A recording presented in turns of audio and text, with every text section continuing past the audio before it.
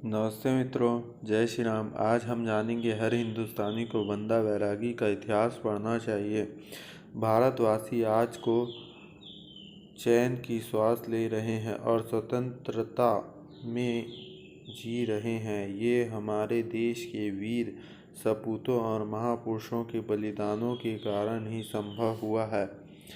उसमें से एक महापुरुष थे बंदा बैरागी, जिन्होंने अनेक अत्याचार सहकर भी संस्कृति को जीवित रखा, पर हम उनके बलिदान दिवस को ही भूल गए हैं। बाबा बंदा सिंह बहादुर का जन्म कश्मीरी स्थित कुछ जिले के राजौर क्षेत्र के विक्रम संवत 1727 कार्तिक शुक्ल 13 27 अक्टूबर 1670 को हुआ था। वह राजपूत के मिन्हास भारद्वाज गोत्र के संबंधित थे और उनकी वास्तविक नाम लक्ष्मण देव था। इसके पिता का नाम रामदेव मिन्हास था।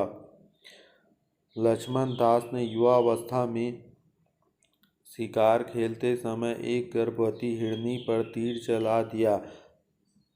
इससे उसके पेट में शिशु निकला और तड़पकर वहीं मर गया। यह देखकर उनका मन खिन्न हो गया। उन्होंने अपना नाम मधोदास रख लिया और घर छोड़कर तीर्थ यात्रा पर चल दिए। अनेक साधुओं से योग साधना सीखी और फिर नांदेड़ के कुटिया बनाकर रहने लगे। इसी दौरान गुरु गोविंद सिंह जी को माधोदास के कुटिया में आए। उनके चारों पुत्र बलिदान हो चुके थे।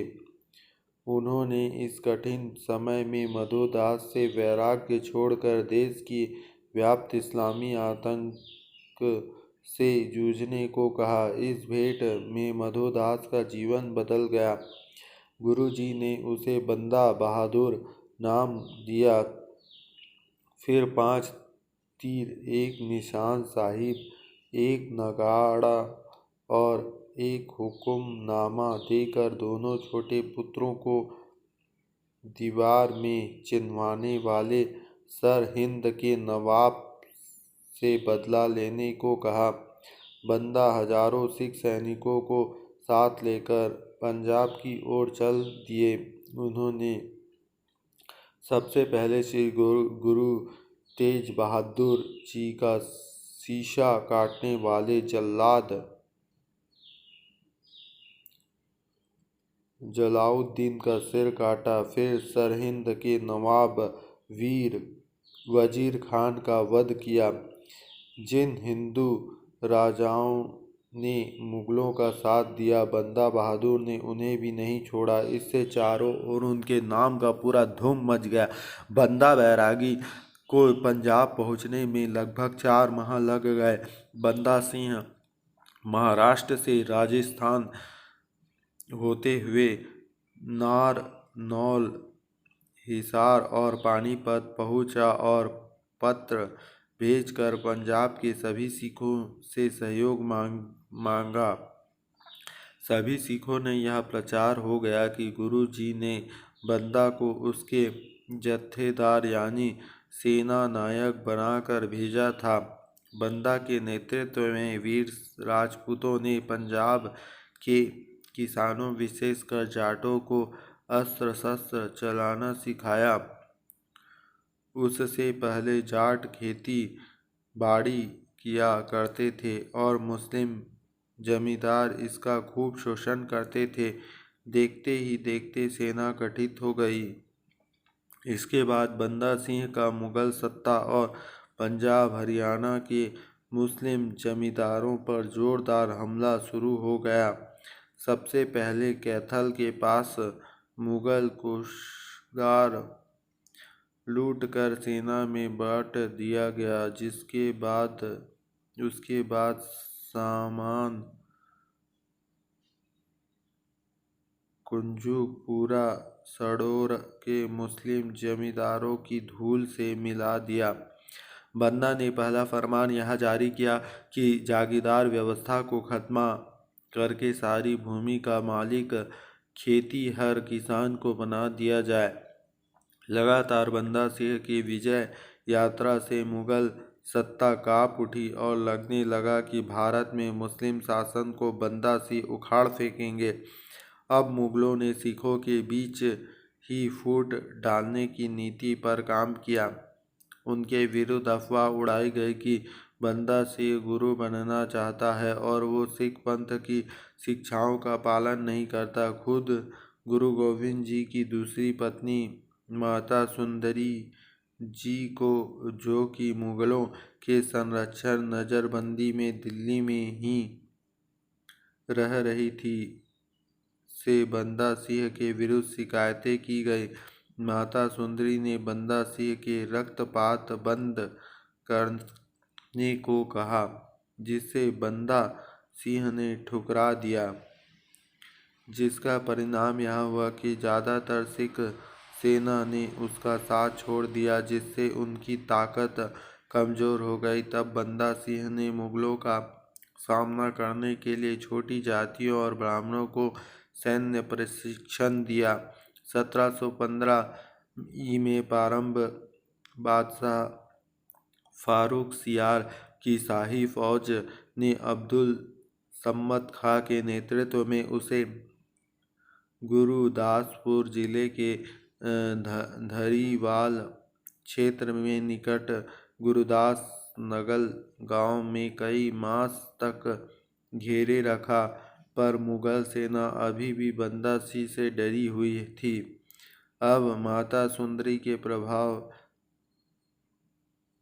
से बाबा विनोद सिंह ने बंदा सिंह का विरोध किया और अपने सैकड़ों समर्थकों के साथ किला छोड़कर चले गए। मुगल से समझौते और षड्यंत्र के कारण विनोद सिंह और उनके 500 समर्थक को निकाल जाने का सुरक्षित रास्ता दिया गया। अब किले में विनोद सिंह के पुत्र बाबा कहन सिंह किसी रणनीति में रुक गए। इससे बंदा सिंह के सिख सेना की शक्ति अत्यधिक कम हो गई।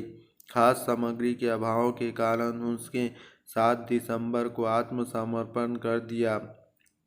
कुछ साक्ष्य दाव करते हैं कि गुरु गोविंद सिंह जी की माता गुजरी और 2 साहबजादों को धोखे से पकड़वाने वाले गंगू का कश्मीरी ब्राह्मण रसोइयों के पुत्र राज कौल ने बंदा सिंह के धोखे से किलों से बाहर आने को राजी किया। मुगल के गुरदास नागल के किले में रहने वाले 40,000 से अधिक बेगुनाह मर्द, औरतों और बच्चों को निर्मम हत्या कर दी।